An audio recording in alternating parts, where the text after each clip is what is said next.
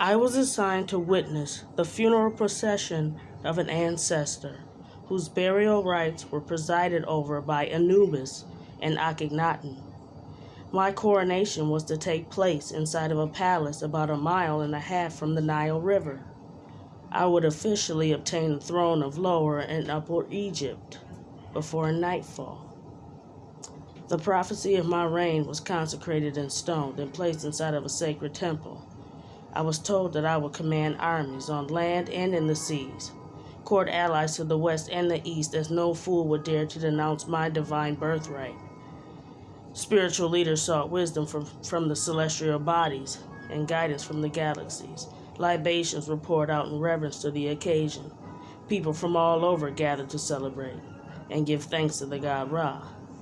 Patrons from Meroe, Kemet, Nubia, and the Sudan, some as far as Mesopotamia, came to pay tribute.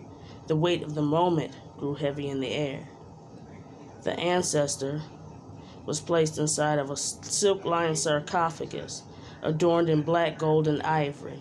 We gathered to commence in my honor, but just then, the Nile River flooded terribly. Same time each year, it is said that when Isis found out that Osiris was killed in a coffin by Seth, she cried incessantly, and the river poured out into the streets for days on end. A good omen for the farmers, but a bad one for royalty.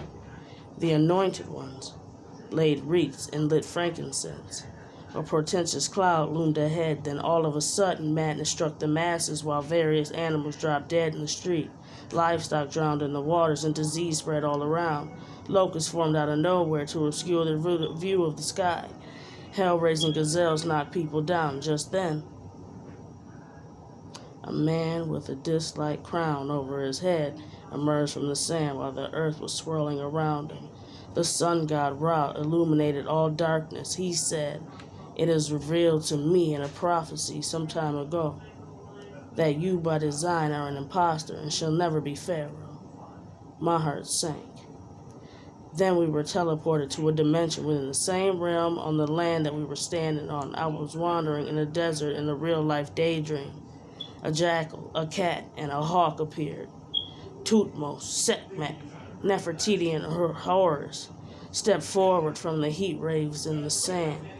Horus demanded urgency with his final command. He said, "Leave Egypt and return to where you came from, or we'll have your head before dawn."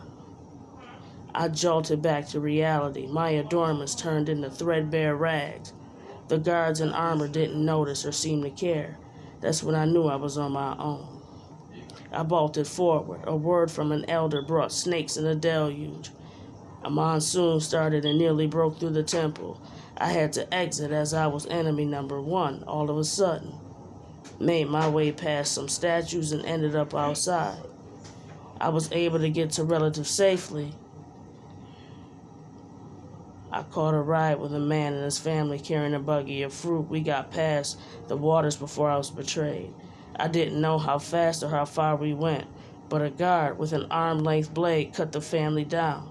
The last thing I remember was a glimmer from the sword, and the last words he said was, "Off with her head."